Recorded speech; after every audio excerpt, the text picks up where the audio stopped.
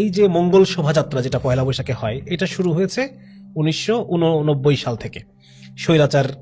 স্বৈরাচারের মানে বিপরীত একটা চেতনা নিয়ে, স্বৈরাচারের মানে এরশাদের যে স্বৈরাচারী শাসন, তার বিপরীত একটা চেতনা নিয়ে 1989 সাল থেকে ঢাকা ইউনিভার্সিটির চারুকলা ডিপার্টমেন্ট তারা এই মঙ্গল শোভাযাত্রা শুরু করে।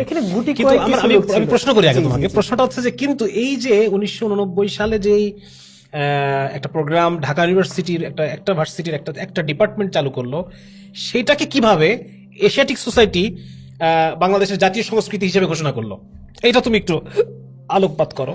যে এশিয়াটিক সোসাইটির মতো একটা উপনিবেশী একটা সংগঠন, তারা ঢাকা ইউনিভার্সিটির একটা ডিপার্টমেন্টের একটা প্রোগ্রামকে জাতীয় সংস্কৃতি হিসেবে ঘোষণা করে দিল, এই ব্যাপারটা আমি আসলে বুঝতে পারতেছি না, এটা তুমি একটু আমাকে বোঝাই বলো। এবং আরেকটা আমার একটু হাস্যকর লাগে ব্যাপারটা, অনেক পত্রিকায় দেখি বা অনেকে বলতে চান 1000 বছরের বাঙালি সংস্কৃতি চালু হচ্ছে, এটা 20 শতকে 100 বছরের মাথায় 100 বছরও হয় নাই, সেটাকে আপনি কিভাবে বলছেন 1000 বছরের সংস্কৃতি? এটা একটা কারণ। এখন কেন চালিয়ে দিল? প্রথম প্রশ্ন হলো, বাংলাদেশে এখন এশিয়াটিক সোসাইটির কি কাজ? উপনিবেশবাদীদের একটা সংগঠন এখন কি করছে আমাদের দেশে? উপনিবেশবাদীদের সংগঠন কি ঠিক করে দিবে যে আমার কালচার কোনটা কোনটা না? এই রাইটস আমি তো স্বীকার করি না, আমি তো উপনিবেশবাদকে স্বীকার করি না, আমি ব্রিটিশদের উপনিবেশবাদকে অবৈধ মনে করি, আমি ব্রিটিশদের উপনিবেশবাদীর দ্বারা পরিচালিত সংগঠনকে বাংলাদেশের জন্য, ভারতবর্ষের জন্য অবৈধ মনে করি। ভারতবর্ষের কোনটা ঠিক না ঠিক এটা ভারতবর্ষের নাগরিক কিংবা তাদের অর্থায়নে পরিচালিত সংগঠন ঠিক করবে। পূর্ববঙ্গের কালচার কোনটা কোনটা না এটা পূর্ববঙ্গের দ্বারা, মুসলিমদের দ্বারা পরিচালিত বা পূর্ববঙ্গের মানুষদের, জনগণ মানুষের দ্বারা পরিচালিত কোন সংগঠন ঠিক করবে।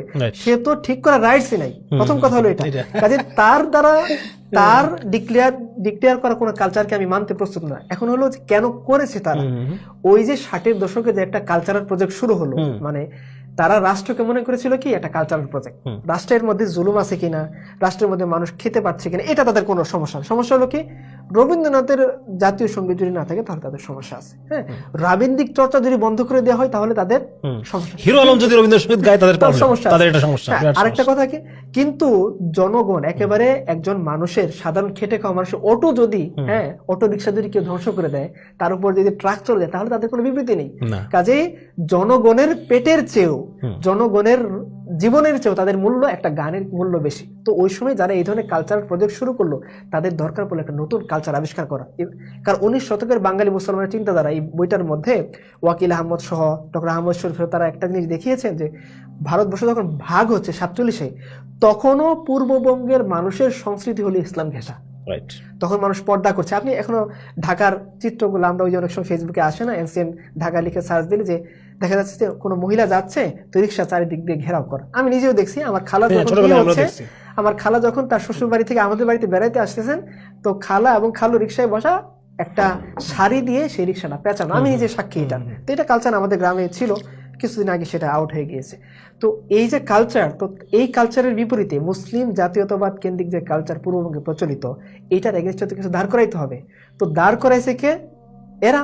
তো এটাকেই প্রতিষ্ঠিত করার জন্য এই উপনিবেশবাদী এশিয়াটিক সোসাইটি, সে বলতেছে এটা মানে বাঙালির কালচার। আসলে প্রথমত তার রাইটস নাই, 2 নম্বর হলো এর সাথে পূর্ববঙ্গের কালচারে কোনো সামঞ্জস্যই নাই, 3 নম্বর হলো বিজ্ঞানের এই যুগে হুতুম পেঁচাকে নিয়ে মঙ্গল শোভাযাত্রার নাম দেওয়ার চেয়ে হাস্যকর কোনো কাজ মনে হয় আর হতে পারে না। আপনি ভুতুম পেঁচা নিয়ে নাচানাচি করছে, এটা আবার মঙ্গল কিভাবে হয়? মানে এর সাথে আপনি ওনারা তো বেশিরভাগই যুক্তিতর্কে বিশ্বাসী, তো তাদেরকে যদি বলা হয় যুক্তি দিয়ে একটু প্রমাণ করে দেন, তো হুতুম পেঁচা নিয়ে দৌড়াদৌড়ি করলে কিভাবে বাংলার মঙ্গল হবে? তো আবার এটা বাংলার কালচার কিভাবে হবে? যুক্তিবাদী মানুষও তো এটা মেনে নিবে না, আওয়ামের সাথে তো কোনো সংস্পর্শ নেই এটার। আওয়াম হুতুম পেঁচা দিয়ে কি করবে? ওনাকে আপনি ভাত পৌঁছায় দেন। আমরা এই সময় দেখতেছি অনেক মানুষ পানি দিয়ে ইফতার করছে, আমি তাদের কাছে খাবার পৌঁছায় দেন। হুতুম পেঁচায় নাচানাচি করে টাকা নষ্ট করার দরকারটা কি? যে পরিমাণ কোটি কোটি টাকা চারুকলা ইনস্টিটিউট, এরা প্রায় তাও ভাগ্য ভালো বলে নাই যে রোজা না রেখে গরিবদের দান করেন, এটা বলে না। কুরবানি আসলেই বলবে কি কুরবানি না করে গরিবদের দান করেন। আমি একটা জিনিস বলি, আপনি নিজেও বলেন এটা, কুরবানি কিন্তু গরিবদের দেওয়ার জন্য। ইসলাম কিন্তু কুরবানি আমাকে বলছে যে কুরবানি করার ফিজে ঢুকিয়ে তুমি সারা বছর খাও।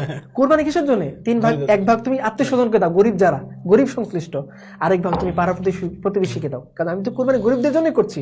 এখানে তুমি আমাকে আবার বলতেছো যে কুরবানি টাকা বন্ধ না, কুরবানি করছি গরিবদের জন্য, আমি খাবো অল্প, ম্যাক্সিমাম 3 ভাগে Maximum টা 2 করে ভাগ দিবো। আমি দিয়ে দিব মানুষকে, তাহলে এটা তুমি বন্ধ করার কোনো প্রশ্নই আসে না। এটা আমি বেশি বেশি করবো, আগে একটা দিলাম, এখন সমর্থ থাকলে 2টা করে কুরবানি Exactly, দিবো। exactly. তো আরেকটা কি, তোমার এগুলা হুতুম পেঁচা বন্ধ করে এই টাকাগুলো গরিব মানুষকে দিয়ে এইটা গরিব মানুষকে দাও, এটা করবে না, এই হুতুম পেঁচা বন্ধ করে গরিব মানুষকে হুতুম দিবে না। পেঁচা যে বানাইলেন, একদিন পরে হুতুম পেঁচা আর কি করবেন আপনি? ফেলে দিবেন ফেলে ডাস্টবিনে। দিবেন। তো লাভ কি Right. হুতুম পেঁচা বানিয়ে?